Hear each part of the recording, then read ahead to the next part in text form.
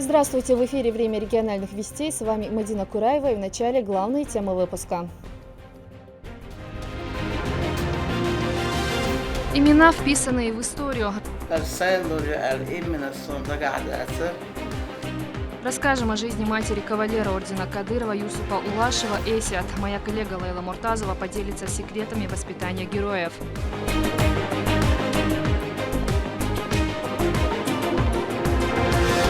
Дополняя архитектурный ансамбль столицы. Она станет не только очередным украшением нашего города, но и важным местом распространения подлинных ценностей ислама. В Грозном завершается строительство мечети на 2000 прихожан. Покажем архитектурное решение святыни.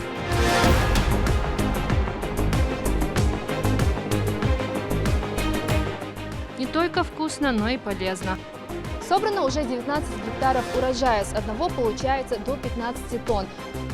В Шелковском муниципалитете началась уборка виноградных плантаций.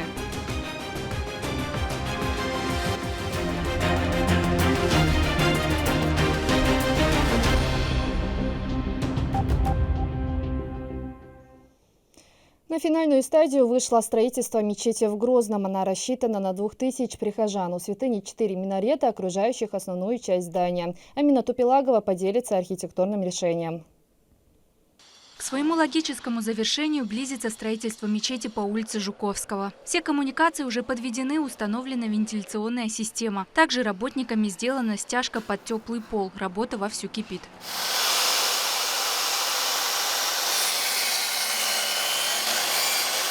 Стройка ведется круглосуточно. На площадке видны как местные, так и приглашенные из Узбекистана специалисты.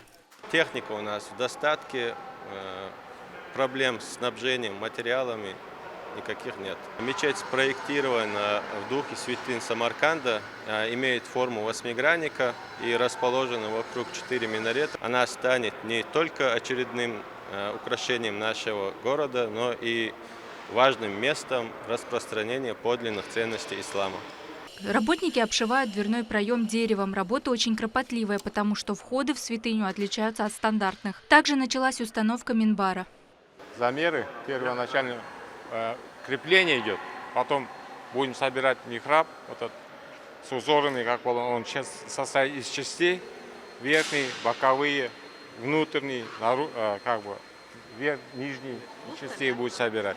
Высота мечети с шинтом составляет около 37 метров, минаретов 67. Общая площадь сооружения равна 2336 квадратным метрам и включает в себя 2 молельных зала, расположенных на первом этаже и в подвале, а также коридоры, комнату имама и помещения технического назначения. Святыня построена в соответствии с исламской архитектурой в восточном стиле. Экстерьер мечети и минарета выполнен из мансуровского гранита на системе вентилируемого фасада.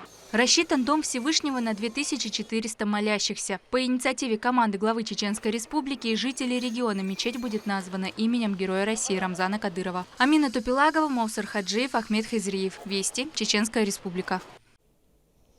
Расскажем о жизни матери кавалера ордена Кадырова Юсупа Улашева Эсиат. 4 ребенка, 9 внуков. Кажется, жизнь удалась, если учитывать, что все они приносят пользу родине. Самый старший сын, заместитель командира ОМОНа Ахмат Грозный, Лейла Муртазова расскажет о секретах воспитания.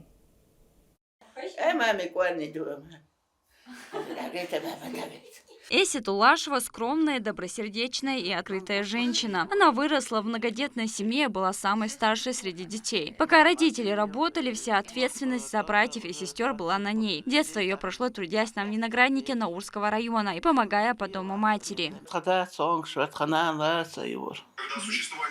Многодетная мать была, ветеран труда была, депутат.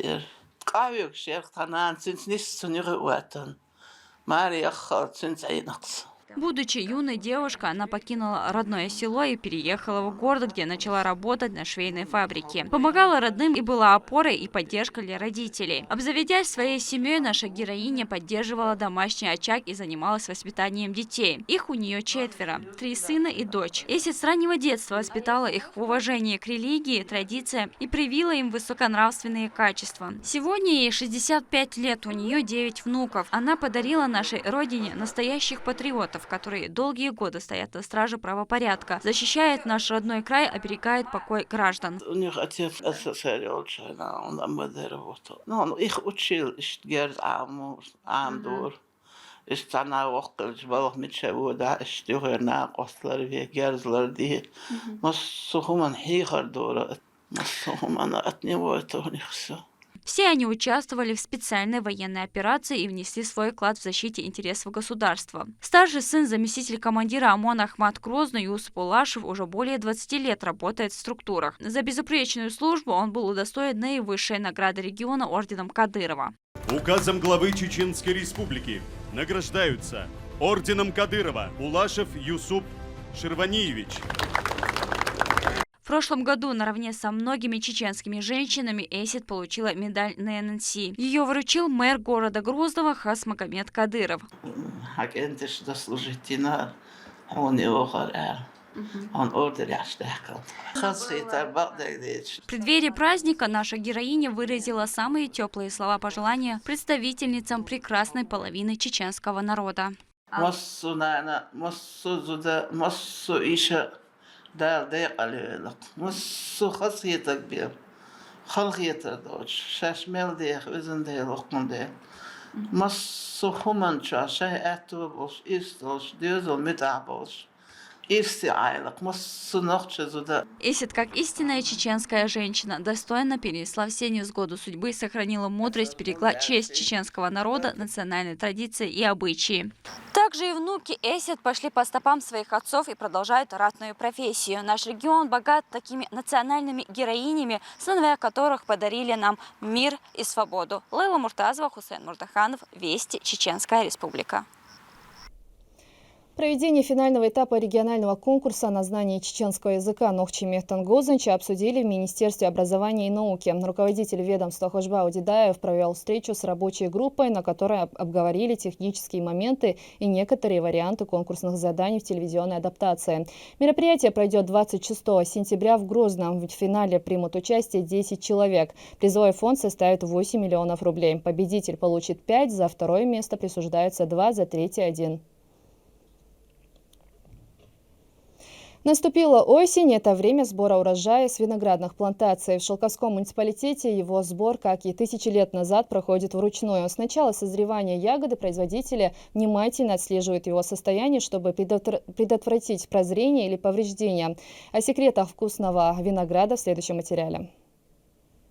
Большая дружная команда работает на винограднике в Курдюковской станице. Задействовано более 20 рабочих. Сбор сладкой ягоды идет активными темпами. Собрано уже 19 гектаров урожая. С одного получается до 15 тонн. 80% винограда здесь технического сорта. Это ливакумский. Для его созревания требуется много солнца и температура около 30 градусов. Выращивают еще и другие сорта, к примеру, подарок Магарача, Молдова, Августин, Кристалл Флора. Ухаживать за виноградниками очень тщательно и кропотливо. После уборки у нас начинается листья все опадут, обрезаем виноград, и по весне уже идет ремонт шпалеры, подвязка, чеканка, полив и межкустовые, междурядные обработки. Кира Магомедова уже 15 лет работает на полях. Женщина признается, что очень любит свою работу, благодаря чему она только в радость. Я очень люблю виноград и очень много кушаю. А какие условия для работы у вас здесь? Условия у нас неплохие. И обед. Сейчас мы часов 12 все собираемся на обед. Одна из нас готовит. И обедаем. Оплата тоже в свое время. В общем, мы не жалуемся. Всего в муниципалитете 1770 гектаров виноградников, из них 585 плодоносящие. В этом сезоне аграрии планируют получить около 8 тысяч тонн винограда. 4 года надо подождать, чтобы они были плодоносящими. В течение 4 лет за ними ухаживают стабильно, ежегодно, ежеквартально, так сказать, потому что перед весной и осенью там неимоверно много работы с виноградниками. Привлекаем много рабочих. И эти рабочие, да, само собой, район сельскохозяйственный, это все местное население, у них получается хоть где-то заработать. Шелковской район еще с советских времен славится благоприятными условиями для его выращивания. Стоит отметить, что большая доля урожая реализуется за пределами региона. Мадина Кураева, Сайдалиан Пукаев, Харун Абдулаев, Вести, Чеченская Республика. В Национальной библиотеке состоялся творческий вечер Розы Дахаевой. Присутствовала на мероприятии творческая и научная интеллигенция республики. Ее стихи опубликованы в антологии русской поэзии за 2021 год. Слово Наталье Депутатовой. Роза Дахаева точно помнит, что свое первое стихотворение написала в тяжелый для всей республики период в 1995 году. Тогда она находилась в родовом селе Сюжи. Это был крик души женщины, переживающей вместе со своим народом трагедию. С тех самых пор лирика льется из ее сердца. За годы творческой деятельности она стала членом Союза писателей России и автором сотен стихов. Все они пронизаны романтизмом и любовью к родному краю.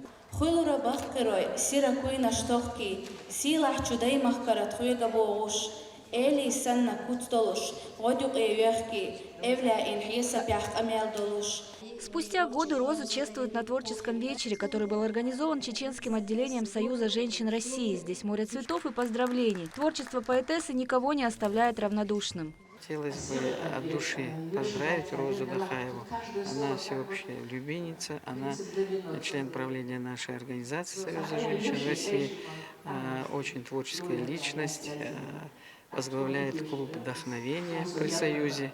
Очень много молодежи творческой в ее клубе. Она и наставник, поэтому сегодня хочется ей пожелать самое главное здоровья. И чтобы она действительно, имея все эти творческие успехи, их приумножала, была нам полезна всем. Сама Роза в стихах передает свои чувства, когда-то пережитую боль или наоборот восторг. Сейчас уже издан сборник ее стихов, но на этом поэтесса не собирается останавливаться. Ведь у человека, переводящего обычные слова в стихотворную форму, всегда находятся новые моменты для вдохновения. В один из дней я услышала, как целая семья погибла под бомбежкой. Это меня потрясло тоже. Несколько строчек появились о земле, которая столько крови вбирает в себя невинных людей, вот эта земля. И следом уже пошло следующее стихотворение: «Горит и стонет земля, моя родная Чечня, и горы стонут, скорбя и плачут небеса». Вот это пошло стихотворение. Но я еще не думала. Затем Маел Хасаиша, как бы это было призывом, разговором брата и сестры. И вот дальше тоже не думала, что будут стихи. Но они сами собой, две строки выплывут откуда-то, и ты начинаешь уже думать только об этом, как будто свыше, как будто бы стучится что-то. В 2021 году радостным событием и приятной новостью для творческой интеллигенции республики стало известие о том, что стихи поэтессы опубликованы в антологии русской поэзии. Пишет автор и на русском, и на чеченском. Но сегодня на творческом вечере в год чеченского языка звучала лирика в основном на родном, так же, как и песни, которые были посвящены талантливому автору.